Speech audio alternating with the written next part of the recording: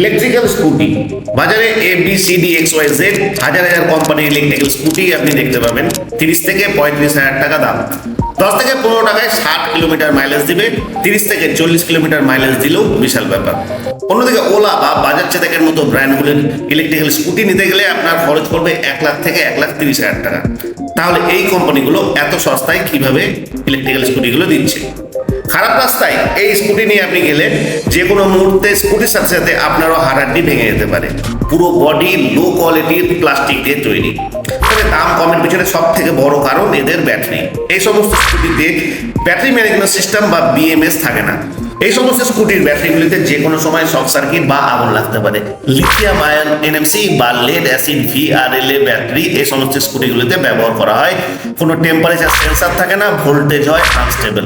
এমনকি অনেক সময় রিফারবিশড বা রিসাইকেল করা ব্যাটারিও এই স্কুটিগুলিতে ব্যবহার করা হয়, যেখানে ব্র্যান্ডেড স্কুটিগুলিতে LFP বা লিথিয়াম আয়ন ফসফেট ব্যাটারি ব্যবহার করা হয়।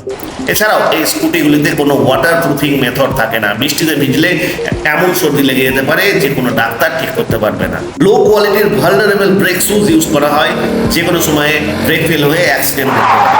মাত্র 30 কিলোমিটার পার আওয়ার স্পিডে এই স্কুটিগুলি কন্ট্রোল করা খুব মুশকিল হয়ে পড়ে। তাই 30 থেকে 40,000 টাকার ইলেকট্রিক্যাল স্কুটি কেনার আগে নিজের সেফটির কথা ভেবে নেবেন। আর ভিডিওটি দেখার জন্য সকলকেই ধন্যবাদ।